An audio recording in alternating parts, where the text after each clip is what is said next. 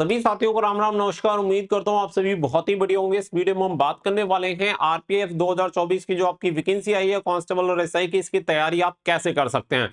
क्योंकि आप सभी जानते हैं कि इस बार कंपटीशन अच्छे खासे लेवल का रहने वाला है और वैकेंसी भी आपकी कम है, तो आपको बहुत अच्छे तरीके से एडवांस तरीके से तैयारी करनी पड़ेगी, तभी जाके आपका सिलेक्शन हो पाएगा। क्योंकि जिस प्रकार से सभी पढ़ेंगे सेम उसी प्रकार से अगर आप पढ़ोगे तो फिर तो बहुत ही मुश्किल हो जाएगा यहाँ पे सिलेक्शन लेना। तो आप सभी को हर एक चीज में आप सभी को बताऊंगा कि अगर आप एडवांस लेवल के स्टूडेंट हैं तो किस तरीके से पढ़ाई करनी है, और अगर आप बिगिनर हैं यानी कि अभी अपनी पढ़ाई की शुरुआत कर रहे हैं तो कैसे अपनी बेसिक से स्टडी स्टार्ट कर सकते हैं, जिससे कि आपका इस बार आरपीएफ का एग्जामिनेशन निकल जाए।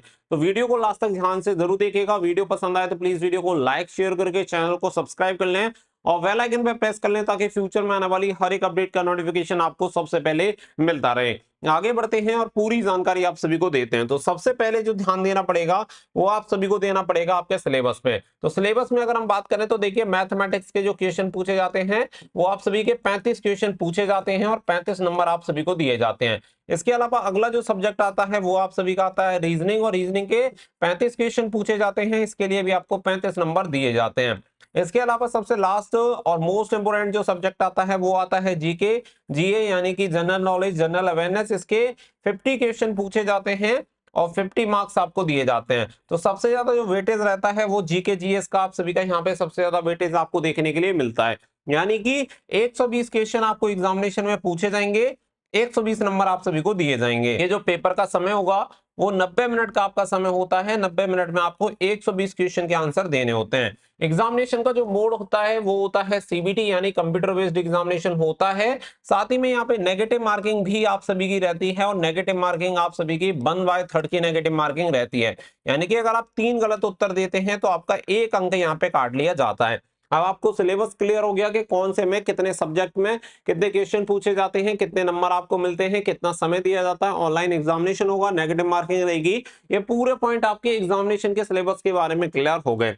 अब इससे आगे बढ़ते हैं तो देखो, जैसा कि मैंने आप सभी को बताया कि 2 तरीके के बच्चे होते हैं, एक तो एडवांस वाले और एक होते हैं बिगिनर वाले।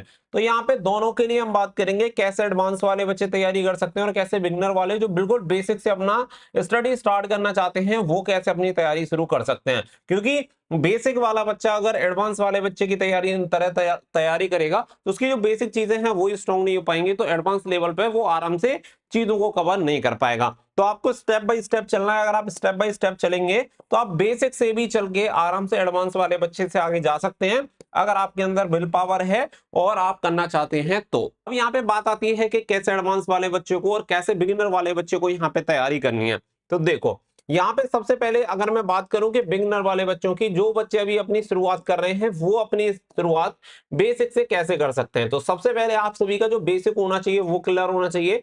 बेसिक सबसे पहले कैसे क्लियर हुआ कि यहाँ पे आपका 0 से लेकर हीरो तक के जो भी क्वेश्चन आप सभी को एग्जामिनेशन में पूछे गए वो आप सभी को आने चाहिए, और उसका मेथड कैसे सॉल्व होगा, किस तरीके से उनके आंसर निकलते हैं वो आप सभी को क्लियर होना चाहिए। और हम बात कर रहे हैं कि घर पे सेल्फ स्टडी से आपको तैयारी करनी है, तो इसके लिए one of the best option यहाँ पे हो सकता है कि जैसे कि मान लो मैथमेटिक्स की यहाँ पे ये बुक आती है करंट पब्लिकेशन के, सॉल्व पेपर मिल जाएंगे जिसमें 10,000 प्लस ऑब्जेक्टिव क्वेश्चन आपको दिए गए। अब यहाँ पे इंटरेस्टिंग बात ये है कि रेलवे के जो भी एग्जामिनेशन हुए हैं, ठीक है, उन सभी के क्वेश्चन आपको यहाँ पे देखने के लिए मिल जाएंगे। अब यहाँ पे सबसे पहली बात यह है कि यहाँ पे chapter wise and type wise आपको मिल जाते हैं। तो यहाँ पे चैप्टर वाइज अगर जैसे मान लो टाइम एंड वर्क का क्वेश्चन आप सभी को लगाना है तो टाइम एंड वर्क का फिर आपको टाइप वाइज मिल जाएगा, यानी सभी टाइप के क्वेश्चन, जितने टाइप के क्वेश्चन बने हैं आज तक वो सभी क्वेश्चन आप सभी को देखने के लिए मिल जाएंगे।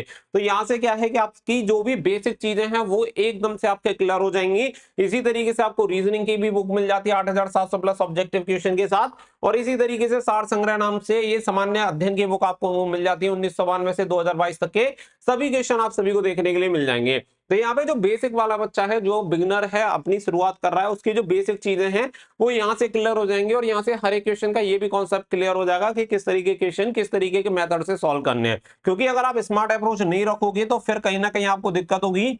जिस तरीके से सभी बच्चे ये सॉल्व करने उसी तरीके से सॉल्व करोगे तो उसका भी कोई बेनिफिट नहीं है, क्योंकि यहाँ पे ये जो क्वेश्चन आपको मिलेंगे वो डिटेल सॉल्यूशन के साथ देखने के लिए मिल जाते हैं। और ये सामान्य ज्ञान की बुक मिल जाती है, वन लाइनर अप्रोच है, जो कि एनसीईआरटी के नवीनतम पैटर्न पे आती है और सभी सब्जेक्ट कवर हो जाएंगे, क्योंकि 50 क्वेश्चन अकेले आपके जीके जीएस से पूछे जाने हैं, तो काफी मोस्ट इंपोर्टेंट आप सभी के लिए जीके जीएस हो जाता है। अब यहाँ पे स्टेप 1 तो यहाँ पे कंप्लीट हो जाता है कि जो बच्चे बेसिक वाले हैं तो बेसिक वालों का यहाँ से एकदम से क्लियर हो जाएगा। जब आपका ये सारी चीजें क्लियर हो जाए तो फिर यहाँ पे आगे बढ़ते हैं, और जब आप उस एडवांस लेवल पे पहुंच जाते हैं, जब बिगिनर वाले सिस्टम को कंप्लीट कर लेते हैं, तो उसके बाद फिर एडवांस वाले बच्चे और एडवांस वाले बच्चे के साथ साथ जो बच्चा बिगिनर से स्टार्ट करके यहां तक आ चुका है वो बच्चा वहां पे क्या कर सकता है कि यहाँ पे सबसे पहले आपको लगभग 10 से 15 दिन में एक काम खत्म करना है, वो है आपका पीवाईक्यू।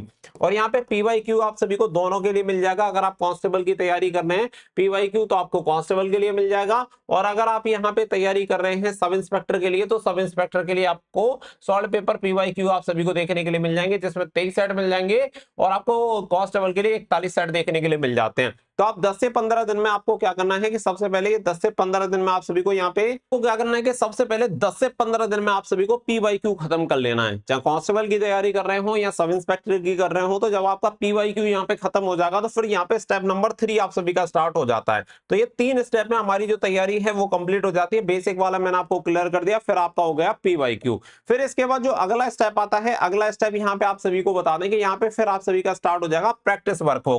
जैसे कांस्टेबल वाली प्रैक्टिस वर्क बुक ले सकते हैं, और जो बच्चे सब इंस्पेक्टर की तैयारी कर रहे हैं वो सब इंस्पेक्टर वाली ले सकते हैं, या फिर अगर आप दोनों की तैयारी कर रहे हैं तो दोनों की आप ले सकते हैं। तो फिर आप सभी को करना क्या है कि कांस्टेबल का एक प्रैक्टिस सेट आप सभी को लगाना है, और प्रैक्टिस सेट लगाने के बाद जो टॉपिक आपका वीक है उसी टॉपिक का आप सभी को क्या करना है कि यहाँ पे जाके, जैसे मैथमेटिक्स का कोई क्वेश्चन आप सभी का नहीं बन रहा है तो मैथमेटिक्स में जैसे समझ लो कि टाइम एंड वर्क में ही, जैसे मैंने एग्जांपल आपको दिया था, तो टाइम एंड वर्क का जिस टाइप का क्वेश्चन आप सभी का नहीं बन रहा है उसी टाइप का क्वेश्चन जाके आप डायरेक्टली बुक में जाके चेक कर सकते हैं, और जिस मेथड से बन रहा है उस मेथड को दोबारा से अपना प्रैक्टिस करके उसे और स्ट्रॉन्ग कर सकते हैं। तो इस तरीके से क्या है कि आपका पीवाईक्यू खत्म हो जाएगा, और पीवाईक्यू में जो भी क्वेश्चन आप नहीं लगा पाएंगे वो आप सभी को क्या है कि जैसे कि मान के चलो पीवाईक्यू में 2019 के क्वेश्चन यहाँ पे कांस्टेबल वाली बुक के आप लगा रहे हैं, और इसमें मैथमेटिक्स या रीजनिंग किसी भी टॉपिक के आप लगा रहे हैं वो क्वेश्चन आपसे नहीं बन रहा है, तो 2019 का जो क्वेश्चन है वो आप सभी को इन बुक में देखने के लिए मिल जाएगा, जहां पर रेलवे के सभी एग्जामिनेशन के क्वेश्चन आप सभी को दे रखे हैं। तो जिस टॉपिक का जिस टाइप वाइज का क्वेश्चन है वो क्वेश्चन आप जाके देख लो, तो डिटेल सॉल्यूशन के साथ आपको यहाँ पे देखने के लिए मिल जाएगा।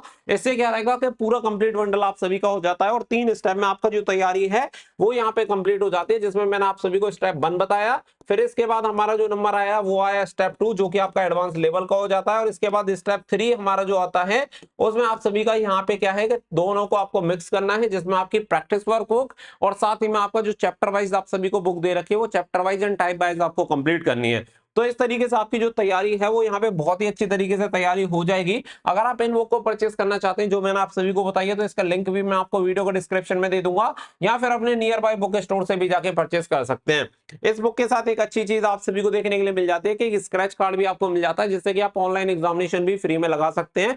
तो ऑनलाइन जो टेस्ट होते हैं मॉक टेस्ट वो आपको फ्री में मिल जाएंगे। तो ये पूरा प्रोसेस मैंने आपको एक आसान भाषा में समझाने का प्रयास किया है, जिससे कि आपका basic to advance level clear हो जाए, पीवाईक्यू लेवल आपका क्लियर हो जाए, साथ ही में आपका प्रैक्टिस होती रहे, और अगर कोई भी क्वेश्चन फंसता है तो उसके लिए आप सभी के पास यहाँ पे ये चैप्टर वाइज बुक होंगी, इनमें आप सभी को वो सभी क्वेश्चन के डिटेल सॉल्यूशन देखने के लिए मिल जाएंगे। उम्मीद करता हूं कि ईच एंड एवरीथिंग आपको इस वीडियो में क्लियर हो गया होगा। तो वीडियो को ज्यादा से ज्यादा शेयर करें, वीडियो पसंद आई हो तो प्लीज वीडियो को लाइक करके चैनल को सब्सक्राइब कर लें, और मिलेंगे नेक्स्ट वीडियो में। Thank you for watching.